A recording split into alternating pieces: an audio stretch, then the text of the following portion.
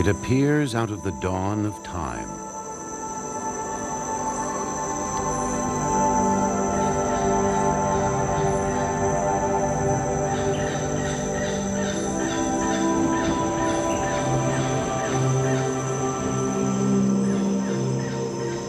A creation of the sun, a cauldron of life.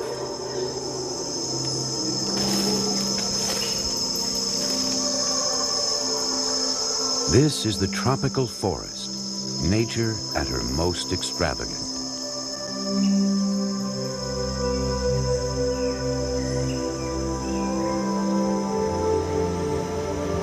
Sustained by the partnership of animal and plant, it has produced more than half the species on Earth. It is a sea of green, seemingly spellbound, changeless. But look again. Behind the green curtain are countless battles for survival. Into this complex world has come a rare breed of adventurer. Scientific knowledge is the treasure they seek. And to find it, they're not afraid to go out on a limb.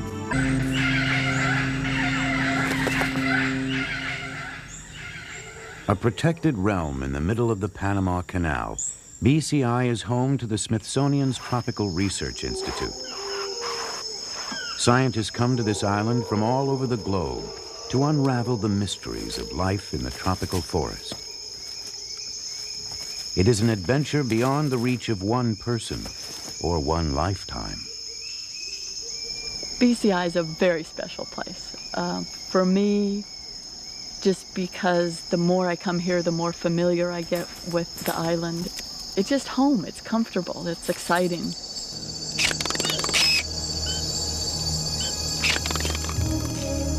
I think Barracuda Island offers for me a lot of things that I would not find in any other place.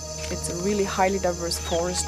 The research facilities are just fantastic. You come there, you go out and do your work. And Barracuda Island is protected so that your work is not disturbed at all.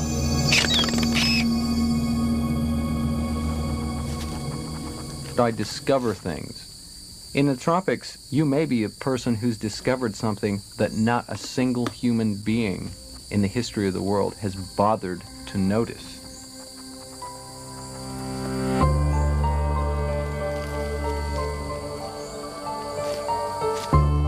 Here unfolds one of nature's great puzzles. How does the tropical forest manage to support such a remarkable community of life and sustain itself at the same time? One thing is certain. At the heart of it all are the trees. A single tree, as it drives towards the light, affects the lives of countless creatures. But life is a struggle here for every creature, and the odds that any one seed will grow into a titan are astronomical. It takes luck and strategy to make it to the top.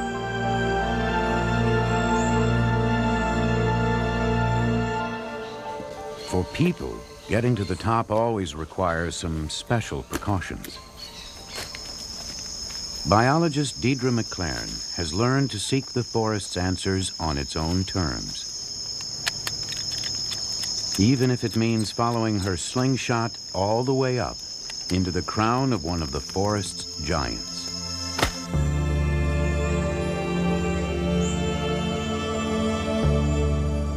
This is Dipteryx, one of the great ones. It rises head and shoulders above the ocean of leaves around it, more than 100 feet tall. From its majestic flowers will come fruit, and from the fruit, perhaps an offspring. It will survive to take the place of its parent among a procession of giants. Climbing has taught Deidre to respect trees as individuals.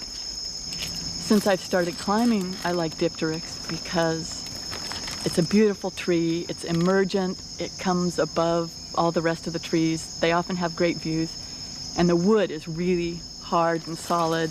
I feel safe climbing a dipteryx, you know, that chainsaws won't cut down a dipteryx.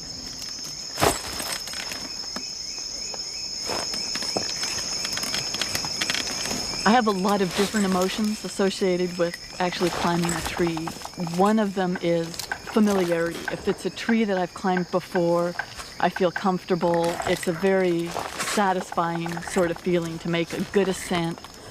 If it's a tree that I haven't climbed before, or it's given me troubles, or I'm worried about a branch, then it can be very nerve-wracking. Deidre climbs into the canopy to release a coati, a tropical cousin of the raccoon. I know you. She captures coatis just to let them go. Calm down, calm down. I have caught you 15 times, and you always thrash around. Just wait a second. She's curious how an animal who isn't a born climber manages to survive 10 stories up. I think coatis are really interesting as climbing mammals because they're not perfect. They're kind of clumsy. They're not graceful leapers. They can't hang by their tail.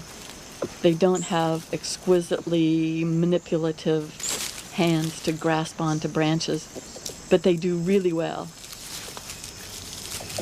One of the things that really surprised me was that they actually will jump quite a far distance going down. It'll launch itself into a tree, and it doesn't really know where it's going to grab on. It just, I think, assumes that it'll be able to find something when it hits that crown. The coati has a lot of company up here, with good reason. The canopy is the forest's powerhouse. This is where leaves transform light into the stuff of life itself. The canopy creates its own world with lands and waters, prey and predators. It overflows with flowers, greenery, and fruit, food for all who can live at these heights. Earthbound for years, scientists could only guess what went on up here until now.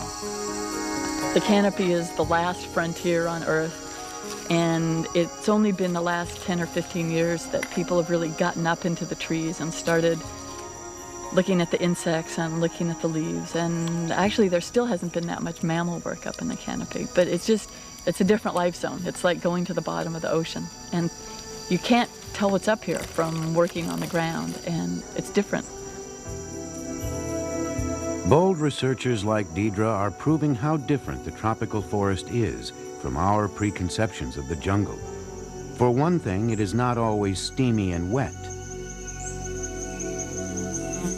Like many tropical forests, BCI has a long dry season.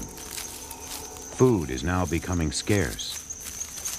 Even coatis, who will eat just about anything, are hard-pressed to fill their bellies.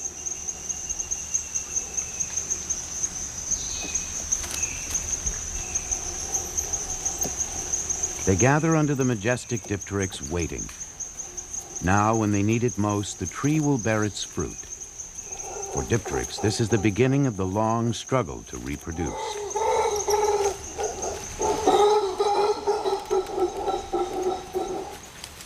Howler monkeys gather in its crown. Here is a banquet that will stave off hunger for many. The timing is crucial. By fruiting during the dry season, the dipteryx guarantees that many will gather for the feast. Oddly enough, the tree wants its fruit to be eaten, even though each fruit contains a seed that could bring forth the next generation. But why? All these capuchin monkeys know is that food is nearly at hand, and if enough of them arrive, they could drive the howlers from this nutritious meal.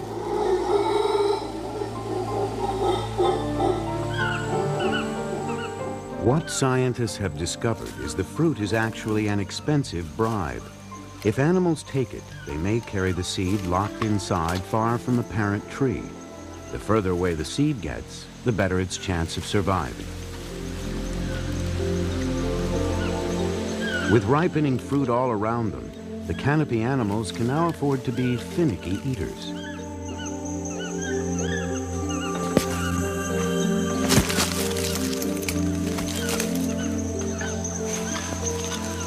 Once they've had the ripest bit, they simply drop the fruit and move on to the next.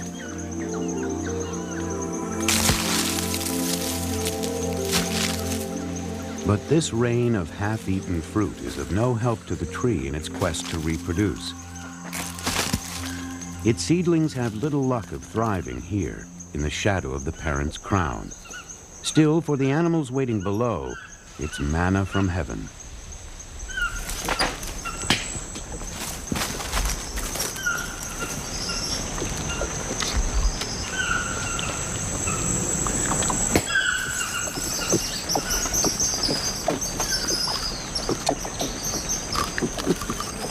The coatis eat only the sweet flesh. They leave the seed intact. But others are waiting in the wings. Once the coatis have relieved their hunger, agoutis gingerly join the feast.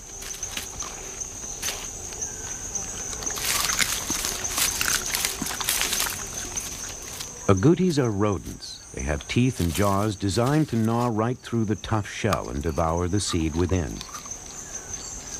Squirrels, too, relish the giant seeds.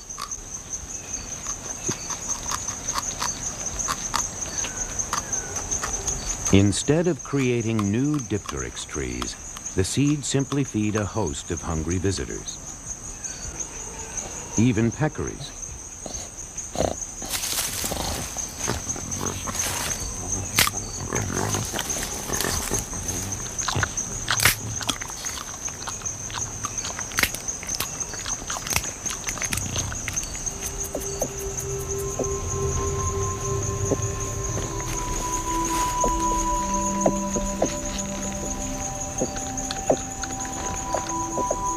Satiated, the coatis settle into some mutual grooming.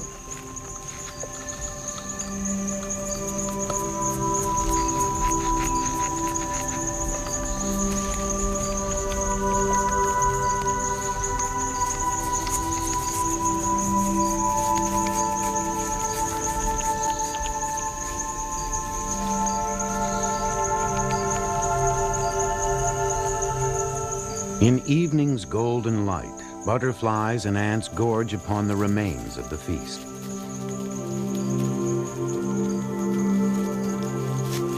It's been a good day for all the animals, but bad for the lordly dipteryx. Its potential offspring lie where they would have fallen anyway. Nothing has carried them away.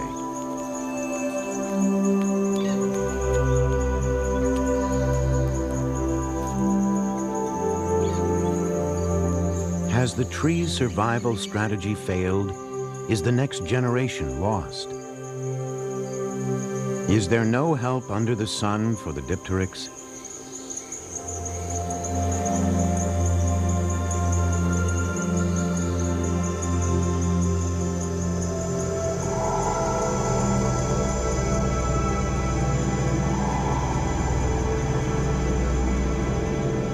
Perhaps the moon can shed some light on the mystery of the dipteryx.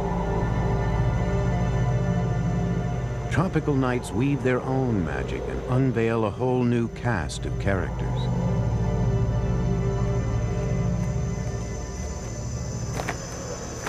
Everywhere there are bats, conjured out of the dark. Among the branches hunts a marsupial, a marmosa. Its prey is pint-sized like itself. A katydid, camouflaged unsuccessfully as a leaf. Even while enjoying its meal, the marmosa must be wary. If it doesn't want to end up as dinner itself.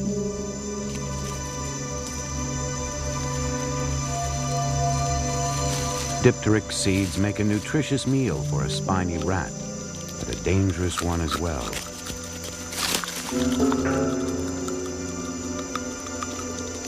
Gnawing on the tough seed makes enough noise to attract the unwelcome eye of a passing margay.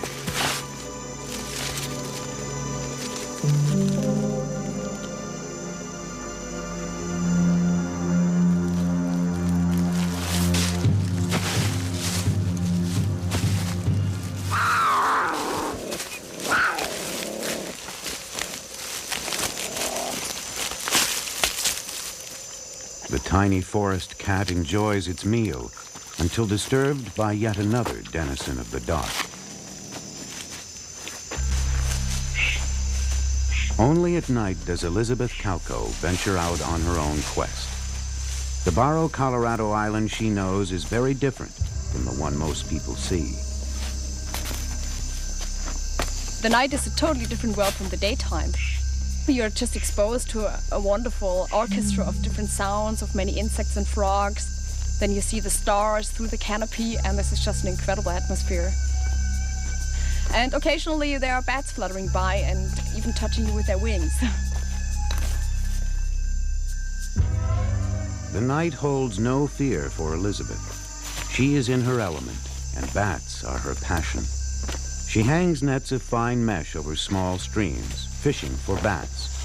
She believes bats are the unsung heroes of the night, vital to the survival of dipteryx and many other tropical giants. That's a short-tailed fruit bat, and although they are relatively easy to get out of the mist nets, one really has to be careful about their sharp teeth. Bats rely on forest trees for food and shelter. Picking your way through. But they'll repay their hosts as they make their nightly rounds.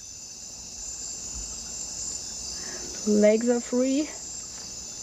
Whoops, don't bite me. Be nice. All right. I don't think that bats are really ugly. I think that the misconception that bats are ugly comes from our very limited knowledge about bats. Most of the bats have very, very pretty faces, and especially here we find bats with beautiful facial stripes and colored ears, and they actually have large eyes and don't look ugly at all. But a bat is much more than just a pretty face. Sometimes when I set mist nets and bats fly in, they bring a fruit with them and drop them in the mist net, and so I can tell what kind of bat has taken what kind of fruit. Oh, I know what this bat had for dinner. Let's get it out of the mist net here. This is a fruit of the dipteryx. And the bat had carried the fruit in its mouth when it was hitting the mist net.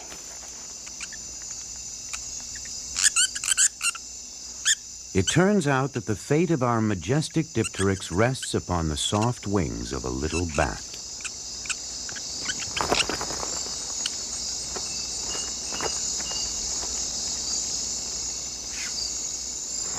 Drawn by the scent of ripe fruit, amphibious bats hover over the tree's canopy. Yet death lies in wait among these boughs.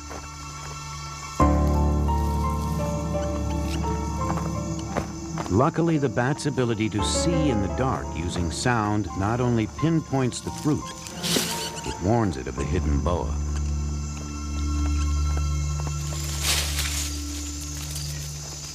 Once a bat locates a well-exposed fruit, it tears it off the stem and carries it away. Still, it's far too dangerous to eat it here.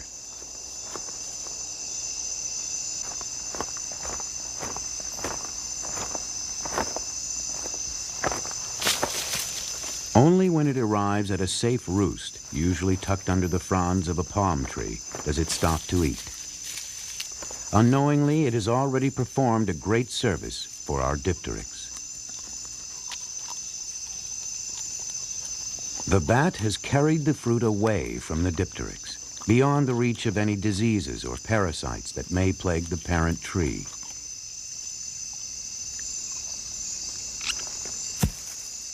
Once the bat gnaws off the sweet flesh, it lets the seed drop. Every night when the fruit is ripe, amphibious bats make several visits to our tree.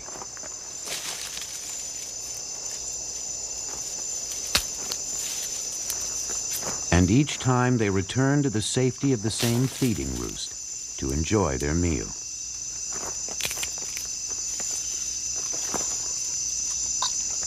After each trip, another dipteryx seed joins the little mound forming just below.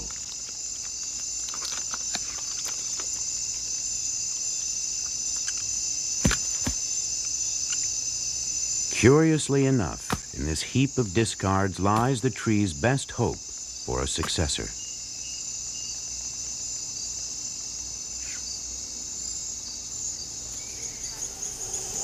Morning's light has scarcely revealed the half-eaten fruit when they are discovered by an agouti.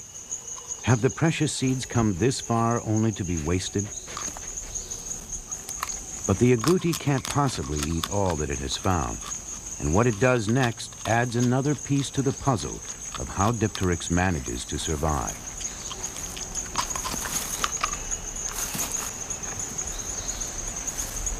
With the dry season continuing, the agouti stashes the remaining seeds for the hard times to come. Much like a squirrel buries a nut, it carefully hides them, one by one. Yet there will always be some it doesn't need or simply forgets.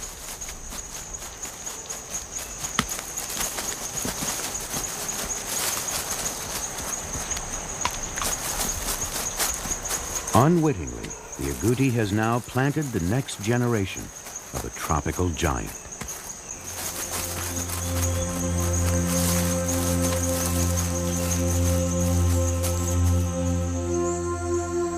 As the dry season on the island gets worse, many canopy trees actually shed their leaves in a tropical version of autumn.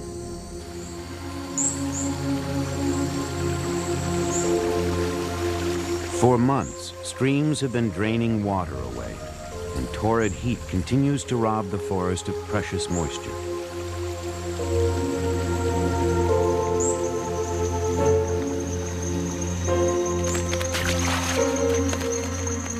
The remaining water collects in ever-shrinking pools.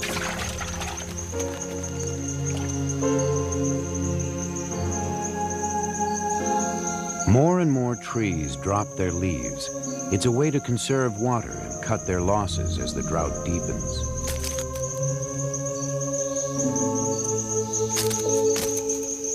As always in the forest, there's an animal that's found a way to take advantage of every situation. It hides among the fallen leaves, disappearing in plain sight.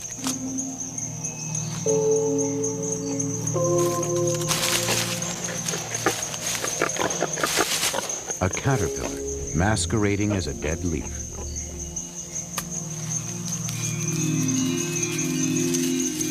But there's no hiding from the army ants. Since many small creatures disappear in the dry season, army ants are forced to tackle prey many times their own size. They overwhelm them by sheer force of numbers.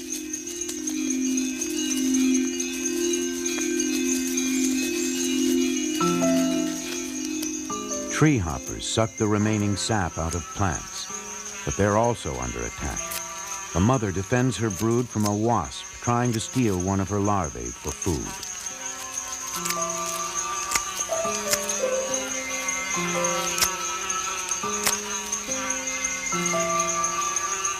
Each time the larvae wave their legs, calling out an alarm, the mother tree hopper strikes back at the wasp.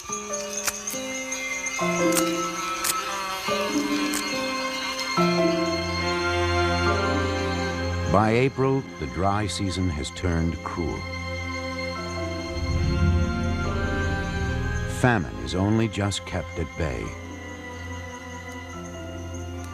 The buds from the balsa tree are eaten before they can ever bloom. The whole forest seems to hold its breath, waiting for the rains.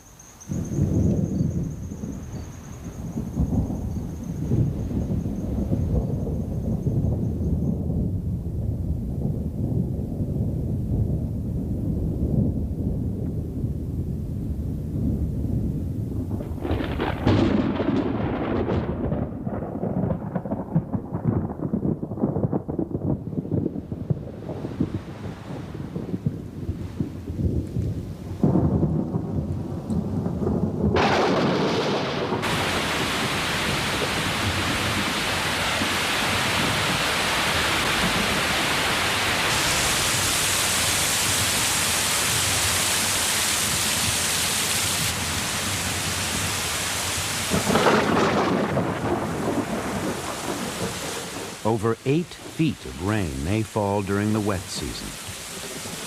The first good drenching triggers an avalanche of change.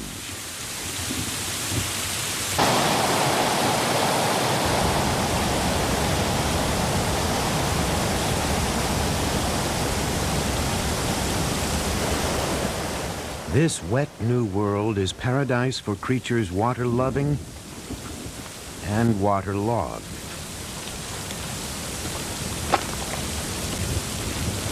Stan Rand, renowned frogman, is used to working in a deluge, but it does have its drawbacks. When you wear glasses such as I do, you don't see properly because your glasses get all wet from the rain on them, and then they get all steamed up inside and you can't see anything. Luckily, sight is not the primary sense Stan uses in his work. To truly enter the frog's world, he must wait until dark and find his way through a landscape of sound. What you hear are the voices of all these frogs, and on a good night there can be 14, 15, 17 different kinds of frogs, all calling at the same time, all audible from the same place. Only the males call, each in search of a mate. To be heard and recognized above all this amorous bedlam is a challenge. Challenging, too, for Stan and his students. Oh, there's Physalimos calling. Do you hear the leptodactylus, pentadactylus?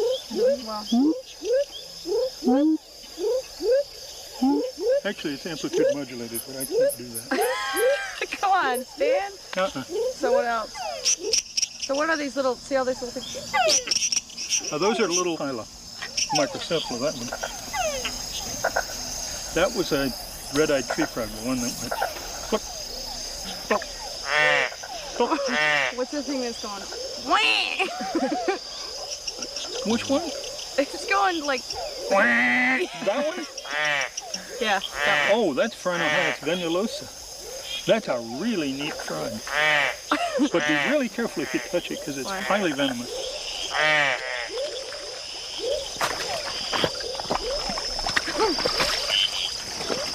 This is a young male pentadactylus. Like all frogs, they eat live food. Frogs and mice and insects and probably small birds. In fact, I know they eat small birds. And he's got a dorsal secretion that is really quite nasty. He got me. One of their defenses is this skin secretion. For 30 years, Stan has lived in Panama, not far from BCI. He's become totally attuned to the ups and downs of a frog's life. He even understands why frogs use different calls at different times. There's a Physalimos male. You can tell he's calling by himself because he's just giving a simple whine call. Ow, ow. If another male came in and began to call, he'd change his call, adding chucks to the end. So he'd go, oh, chuck, chuck. And I can sometimes get him to answer me as if I were another male by waiting until he called.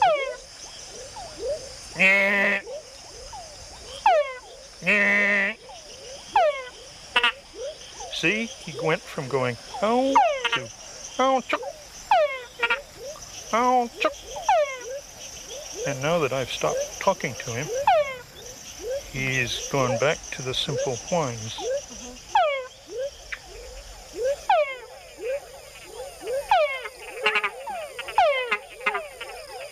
Male frogs make the added chuck sound to attract females. The females can tell from the pitch which male is the biggest and strongest.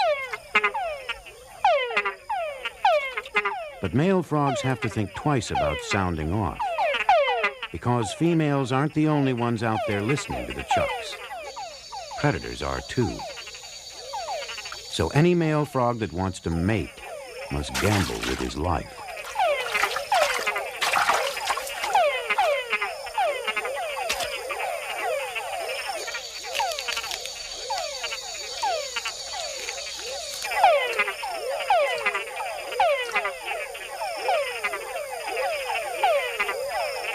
And with other bigger frogs nearby, a call can be a fatal attraction.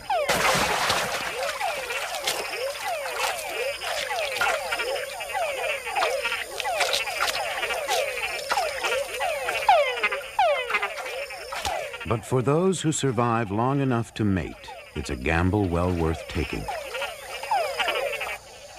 The male locks onto the female in a mating embrace. As he fertilizes the eggs, he whips the fluid released with the eggs into a meringue-like nest of bubbles.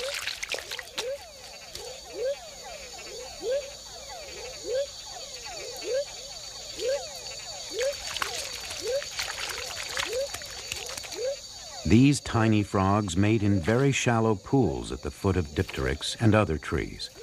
The bubbles help keep the eggs moist and full of oxygen, and beyond the reach of aquatic predators. Sometimes several pairs will cooperate in creating a frothy nursery for their young.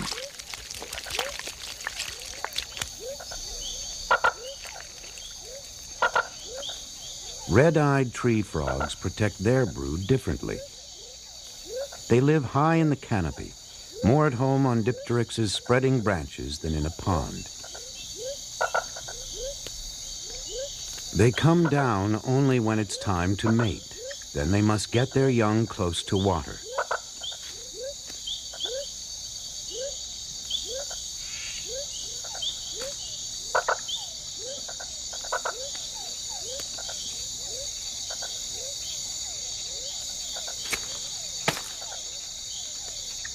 The males descend to the lower eaves of the tree, where they call to the larger females.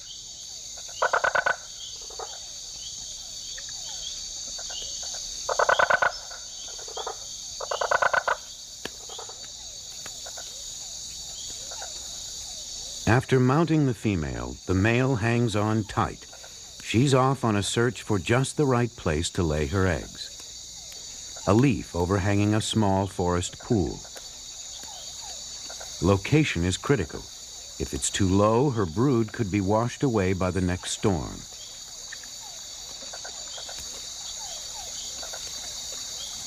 Sometimes the eggs are laid as high as 30 feet up.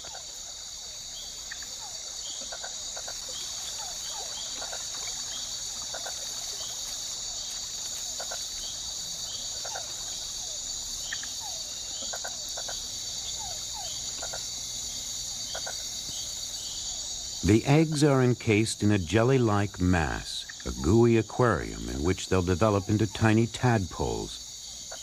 Only then will they drop into the pool below.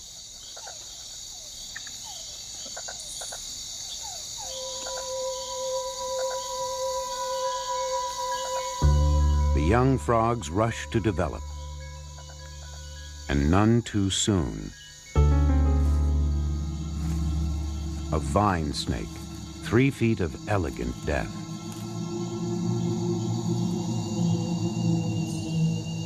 In just 4 days, the eggs have become recognizable tadpoles, but they're not ready to take the plunge yet. Even so, they may not have the luxury of waiting.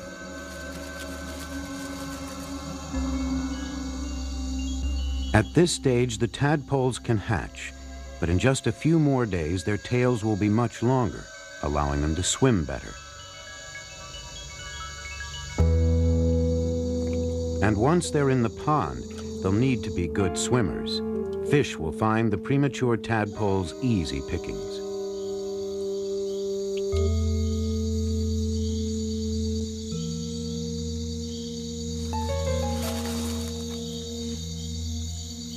It's a deadly dilemma. Risk the snake's bite or leap into the waiting mouths of the fish below.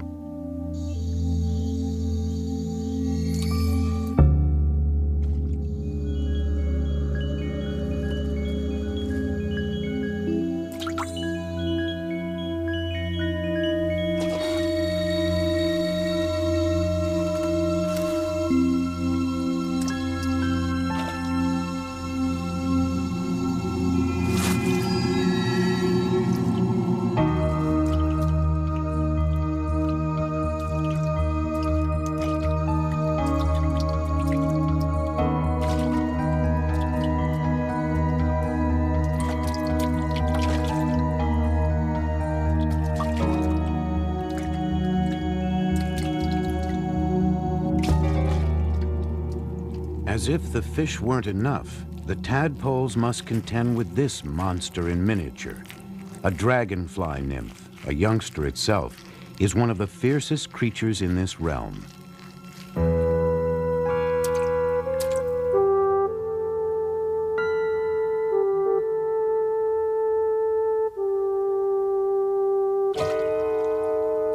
But there will always be some who sidestep instant death and live to return to the trees.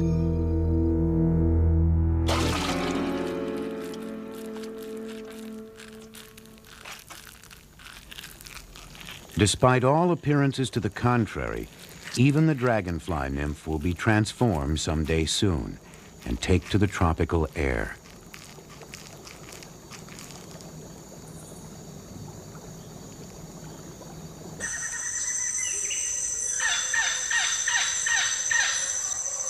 Waking to a misty morning is an island wrapped in enchantment. The rains have cast their spell, and in the soil the seeds of our dipteryx await a rebirth.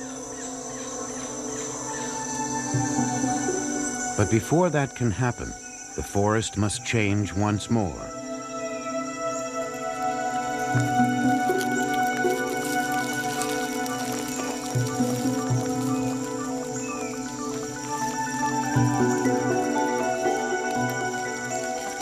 A carpet of forest litter, preserved in the dry air. Now moisture melts it away. In just a few days, the nutrients locked away in the dead leaves will be restored to the living.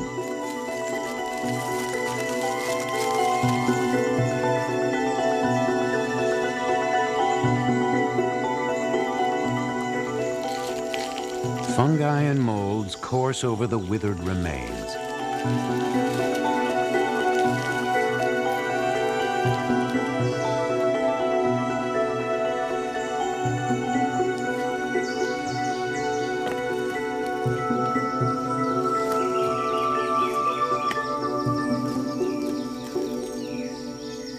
Fungi are the middlemen, mining the bodies of the dead for riches which they supply to the living.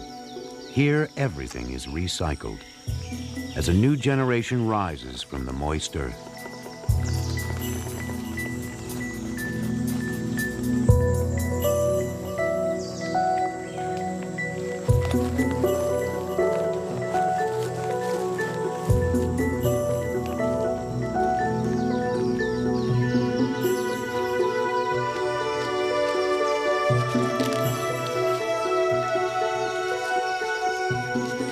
The seedlings respond in rhythm, spreading their leaves to catch the daylight, folding them at dark. Young vines grope for support. They've traded strength for length and need help to climb towards the sky.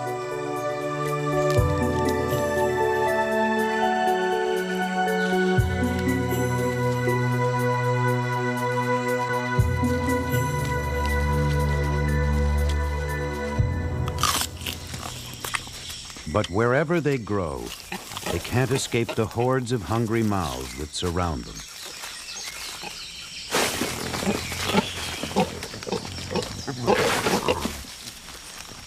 To protect themselves from being eaten, many tropical plants lace their foliage with poisons. But these new leaves haven't had the time to mount their chemical defense.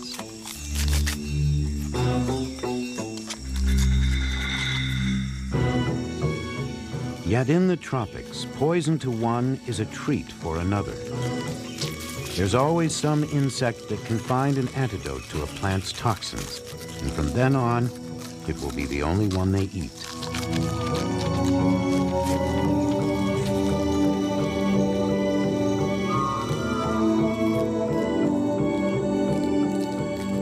Leafcutter ants have found another strategy.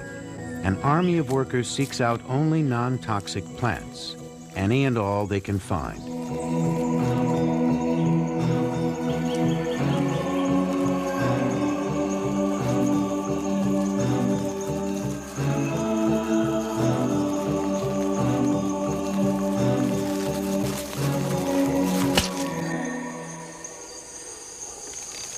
All herbivores are living recycling plants.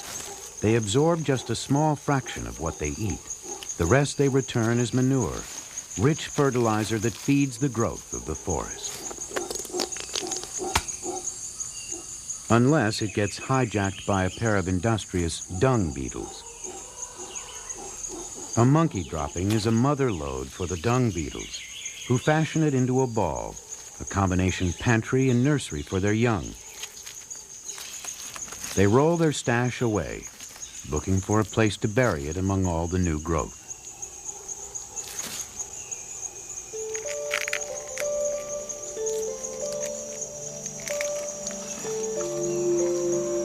A baby dipteryx enters this complex and competitive world. It started life as a tiny flower in the canopy, where it was pollinated and ripened into a fruit. It was carried away in the claws of a bat who ate its flesh and discarded the seed. It was buried alive by an agouti and has lain in wait for the rains for months. Now its time has come.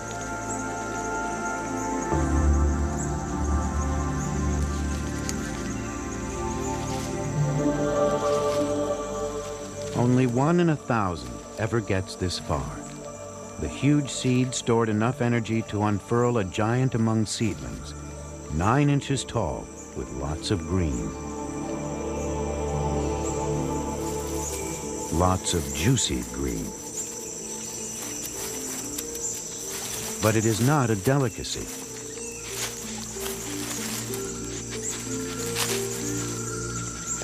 Not even a food of first choice.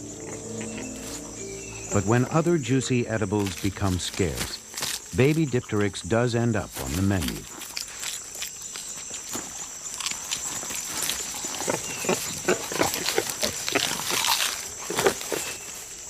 The parent tree has spent centuries growing hundreds of feet and preparing millions of fruit, so at least one offspring will survive to reach the canopy.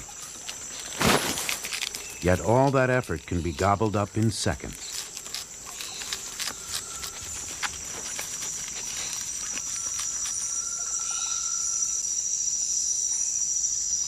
It will never survive being stripped bare, and even those who remain intact need luck to prevail.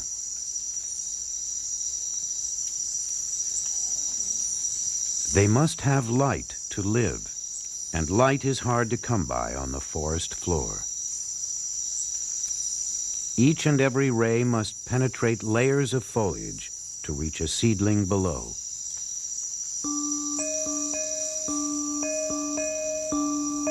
Animals can search out light, but the seedlings, rooted in place, must wait for the sun. They make do with sun specks that flicker over the forest floor, illuminating them for just minutes each day.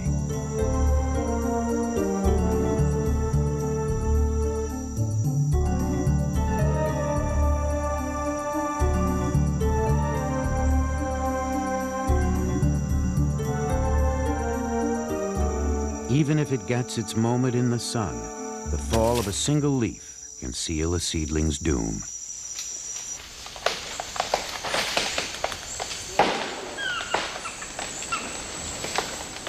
A new day in the forest sometimes brings disaster. If a new tree is to thrive, another must fall.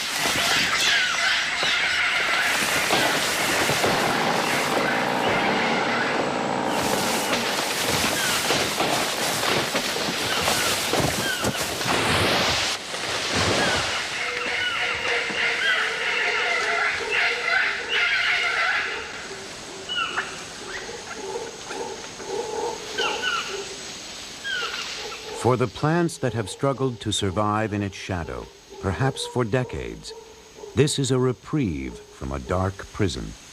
A light gap has been torn in the fabric of the canopy. It has been centuries since this spot saw broad daylight. For seedlings starved for the sun, it is a chance to grow and flourish.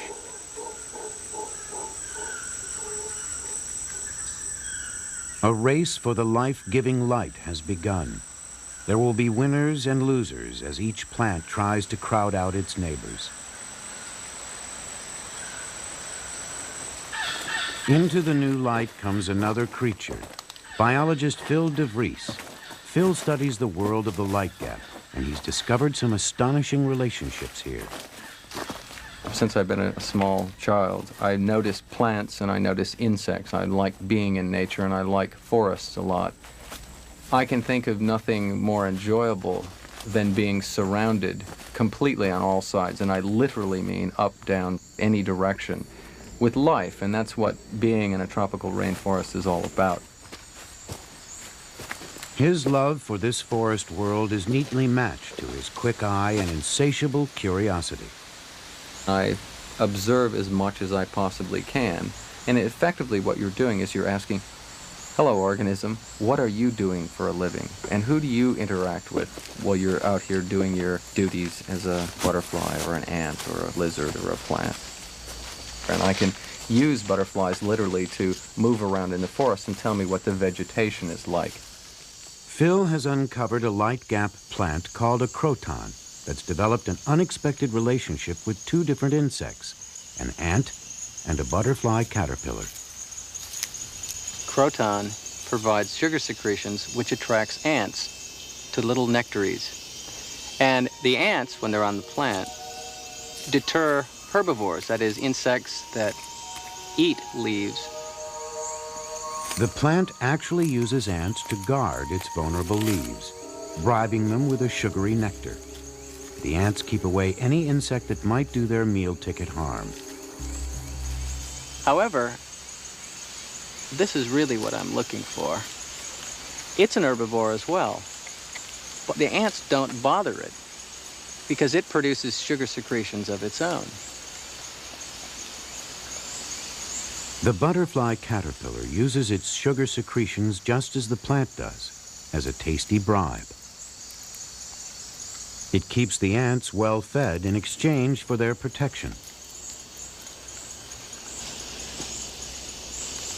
The funny thing about this butterfly caterpillar is that it bribes these ants with the sugar secretion, and the ants act like guard dogs and help protect it from its own predators. In addition to producing sugar secretions for the ants, this caterpillar has another trick that's even more magic. Phil has made another remarkable discovery. These caterpillars can actually sing. To capture this amazing talent, Phil has designed special audio equipment to record its calls. This gear I have here, it's an amplifier and a very, very sensitive microphone. I use this to listen to, well, basically sounds that nobody else can hear. And I'm listening to this caterpillar singing at the moment. And how these caterpillars produce their songs is pretty interesting, in that on the top of their head, there are long ridges. And right above the head, there's a collar where there are two little rods. And the two rods beat up and down on top of the head. And then the head moves in and out. And these little rods have little rings on them. And what they do is they hit the top of the head, and then it's rasping back and forth like a Latin American percussion instrument, a guiro.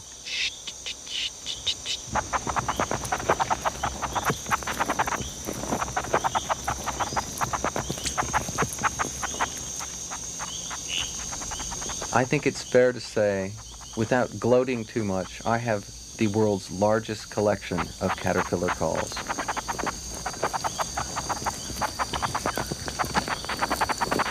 Now let's see what happens when we reintroduce this caterpillar to the ants.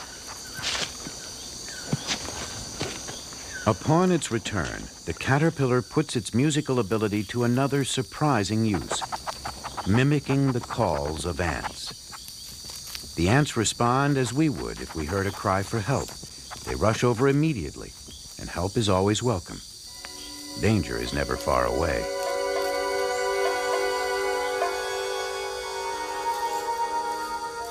This guard ant earns its keep. An assassin bug could skewer the caterpillar and suck it dry.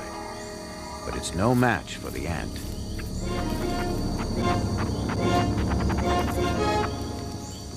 The parasitic wasp fares no better.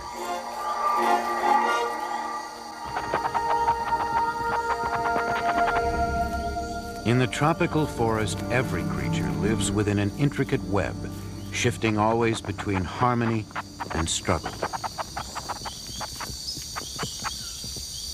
The lesson that I've learned is that it's probably just scratching the surface of the number of interactions that you have in any light gap in the tropics. The picture that emerges from there is of staggering complexity when you think about how many species there are of plants in the tropics and insects in the tropics. It's very humbling to realize that even though I know a little bit, within the context of a tropical rainforest, I know absolutely nothing. This little dipteryx, of course, also knows nothing of the complex network of relationships that have brought it into the light. So far, it has beaten the odds, and if its luck holds out, it may someday become a forest titan itself.